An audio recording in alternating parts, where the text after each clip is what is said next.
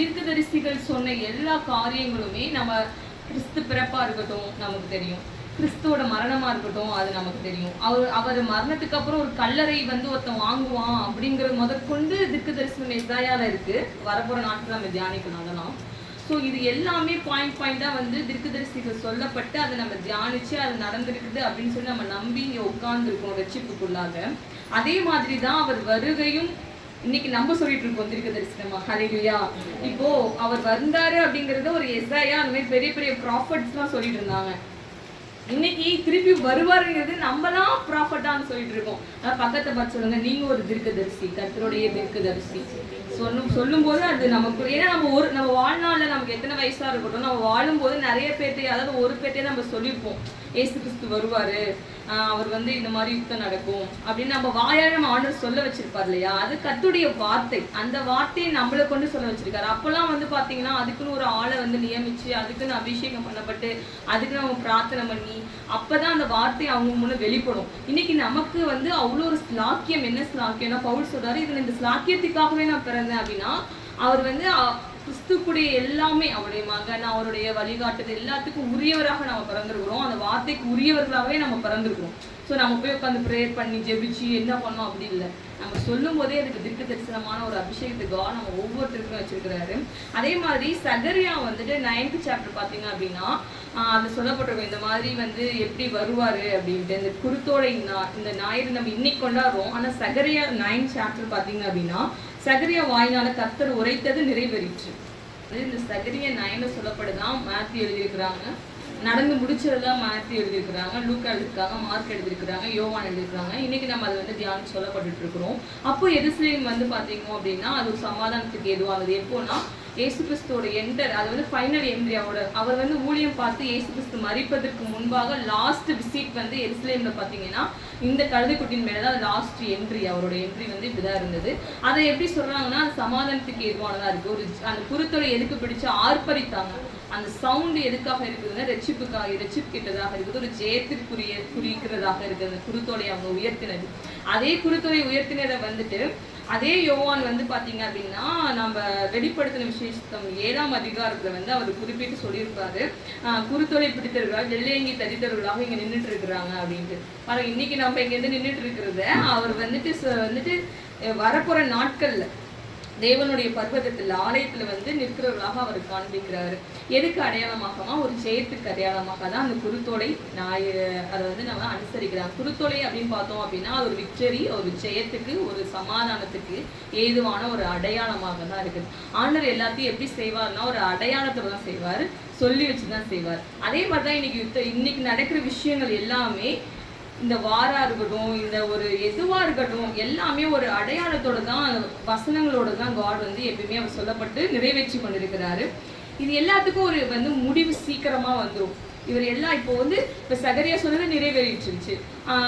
ஒவ்வொருத்தரும் ஒவ்வொரு புக்கா வந்து நிறைவேறிய காலம் வந்து முடியுது. எல்லாம் முடிஞ்சதுக்கு அப்புறம் இந்த பைபிளே இருக்காது. அந்த காலத்துக்கு நம்ம வந்து போயிடவே கூடாது. ஏன்னா அதுக்கு முன்னாடியே மேத்யூல சொல்லப்படும், ஒருத்தன் வந்து அரைச்சிட்டு இருப்பான், ஒருத்தன் வந்து உழுதுட்டு இருப்பான், ஒருத்தன் எடுத்துக்கொள்ளப்படுவான், ஒருத்தன் கைவிடப்படுவான். அந்த இதெல்லாம் முடிஞ்சிருச்சு அப்படின்னா நம்ம இருக்கும்போது பசுத்தாவே இருக்க மாட்டாரு, கிருபையும் இருக்காது, சபையுமே இருக்காது, சபையுமே எடுத்துக்கொள்ளப்படும். ஸோ எல்லாமே முடிவுக்கு ஸ்டேஜ்ல வந்து அங்கே நின்றுட்டு இருக்கிறோம். எல்லா வசனங்களும் நிறைவேறி முடிக்கிற காலத்துல நம்ம நின்றுட்டு இருக்கிறோம். ஆனாலும் கர்த்தர் இன்னைக்கு நமக்கு ஒரு ஜெயத்தை தான் கொடுத்துருக்காரு.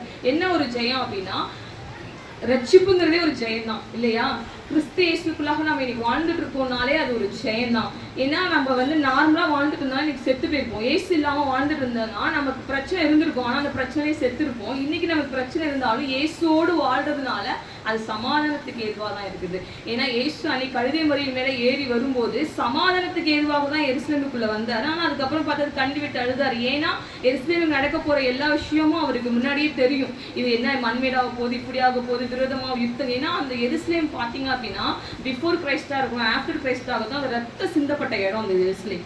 பயங்கரமா யுத்தம் நடந்த உலகத்திலேயே எனக்கு தெரிஞ்சு நினைக்கிறேன், பைபிளா இருக்கட்டும், ஸ்பிரிச்சுவலா இருக்கட்டும், நிறைய ரத்த சிந்தப்பட்ட யுத்தம் நிறைந்த ஒரு தேசம் பார்த்தீங்கன்னா அது ஜெருசலேம் தான். ஸோ அந்த இடத்துல கர்த்தர் வந்து பிறந்து சமாதானத்தை சுவிசேஷமா அறிவிக்கிறதுக்கு நிறைய பேரை உருவாக்கி அந்த சுவிசேஷம் இன்னைக்கு வந்து உட்காந்துருக்க ஒவ்வொரு சேர் வரை நிறைவேறுக்குது அப்படின்னா அது எவ்வளோ பெரிய ஒரு வல்லமையான ஒரு விஷயம் இல்லையா?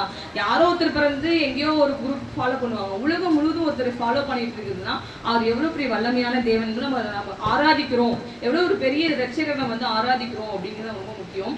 எப்பயுமே நான் குருத்தில் ஒரு ஸ்டோரி சொல்லுவேன், அதை எல்லாருக்குமே கேட்டிருப்பீங்கன்னு நினைக்கிறேன்.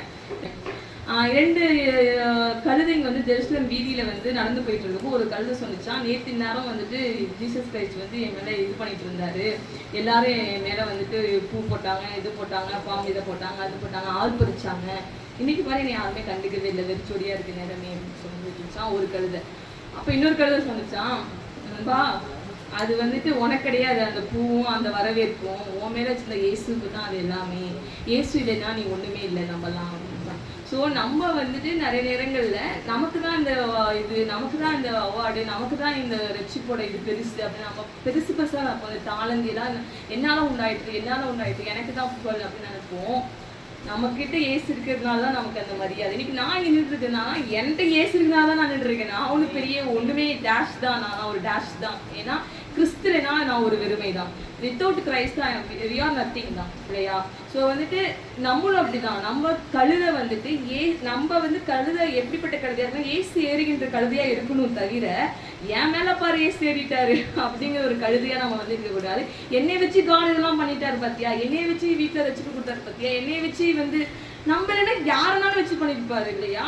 ஆனா நமக்கும் வந்து ஏசு கிறிஸ்து ஒரு தாழ்மை அடையாளமா இருந்தாரு. அன்னைக்கு வந்து கழுதை தான் தாழ்மையின் அடையாளமா இருந்துச்சு. ஏன்னா பழைய ஏற்பாட்டுல கழுதைய வந்து எல்லா தலைச்சன் பிள்ளைகளையுமே பலி கொடுக்க சொல்லுவாங்க. ஆனா கழுதையை மட்டுமே வந்து அது வந்து ஒரு அன்கிளீனான ஒரு இதா பார்ப்பாங்க, ஒரு இதா அனிமலா பார்ப்பாங்க. அதனால கழுதையை வந்து வெட்டு தலையை இது பண்ணும்போது ஆட்டுக்குட்டியோட தான் அது மீட்கணும், இதுக்கு பதிலாக அதை தான் சொல்லி. ஆனா அந்த அளவுக்கு அது வந்து பியூரா வந்து கருதப்படலை, அது ஒருமே அன்கிளீன் தான்.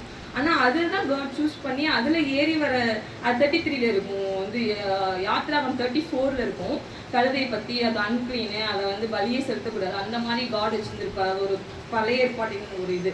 ஆனால் காட் சூஸ் பண்ணது பார்த்தீங்கன்னா எது வந்துட்டு தேவையில்லாதது, எது வந்துட்டு வேண்டாங்க, அவர் சும்மா நடந்து போனாலே ஆர்ப்பரிச்சிருப்பாங்க இல்லையா? ஏன்னா அந்த வசனம் சகரியா மூலம் அவர் வந்து கழுதையை சூஸ் பண்ணிட்டாரு, முன்னாடி சகரியா வச்சு சொல்ல வச்சுட்டாரு. அதனால காட் வந்து கழுதையை சூஸ் பண்ணி அந்த வசனங்கள் நிறைவேறதுக்காக அப்படி பண்ணார். அதே மாதிரிதான் இன்னைக்கு நம்ம ஊர்ல நம்ம தேசத்துல காட் இந்த கழுதை, சார்லஸ்னு ஒரு கழுதை, பிரியான்னு ஒரு கழுதை, காவியான ஒரு கழுதை, டார்னு ஒரு கழுதை வச்சுதான் செய்யணும்னு முன்னாடி எழுதப்பட்டது, எழுதிதான் ஆகணும். ஏன்னா வெளிப்படுத்தினதுல ஒரு விஷயம், ஒரு வார்த்தை சொல்லப்பட்டிருக்கு, உலகம் தோற்ற முன்னாடியே அடிக்கப்பட்ட ஆட்டுக்குட்டியோட புஸ்தகத்துல யாரெல்லாம் எழுதப்பட்டிருக்கிறாங்களோ அவங்க தான் இதெல்லாம் செய்வாங்க, யார் எழுதப்படலையோ அவங்களாம் இதெல்லாம் பார்க்க முடியாது அப்படின்னு ஒரு கட்டளை இருக்கு.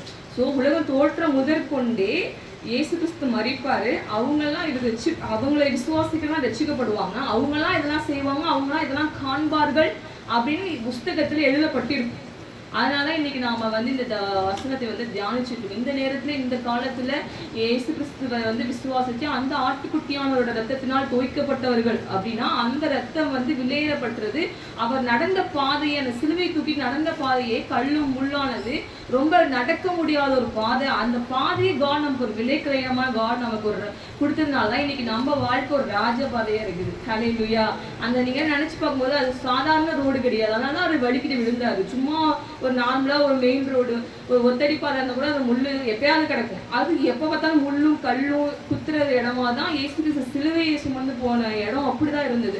அப்படிப்பட்ட ஒரு விலை மதிப்பில்லாத, நம்ம விலை கொடுத்தே வாங்க முடியாத ஒரு ரட்சிப்பை தான் காட் இன்னைக்கு நமக்கு கொடுத்துருக்கிறார். அதை விசுவாசிச்சு நீங்கன்னா உட்காருவீங்கன்னு உலகம் தோற்ற முன்னாடி, பூமி உருவாக்கத்துக்கு முன்னாடி எழுதப்பட்டிருக்கிறது. நீங்க வெளிப்படுத்துற வாசனா தெரியும், ஆட்டுக்குட்டியான புஸ்தகத்துல வந்து எழுதப்பட்டிராதவை தவிர இந்த மிருகத்தை யாரும் காண முடியாது. அது என்ன, ஆன்டி கிரைஸ்ட் யாரும் காண மாட்டாங்க, புஸ்தகத்துல எழுதவங்கன்னா பார்க்க மாட்டாங்க அப்படின்னு எடுத்துருக்கோம். நான் விசுவாசிக்கிறேன், நம்மளாம் வந்துட்டு அந்த புஸ்தகத்துல பேர் எழுதப்பட்டிருக்கோம். எழுதப்படாதவங்க தான் அந்த மிருகத்தை ஆன்டி கிரைஸ்ட பார்ப்பாங்க அப்படின்ட்டுலாம் இருக்குது அதெல்லாம். ஸோ அதை வச்சு பார்க்கும்போது நம்ம இன்னைக்கு ரட்சிப்போட வார்த்தையை வந்து தியானிக்கிறதுக்கு ரெடியாகி உட்காந்துருக்கோம். சும்மா வந்துட்டு அப்படியே வேலை பார்த்து அப்படியே உட்காந்து நம்ம ஒரு கிளம்பி நீட்டாய் சிஸ்டமாக அந்த உட்காந்துருக்கோம்ல, பர்ஃபெக்டாக அந்த உட்காந்துருக்கோம்ல.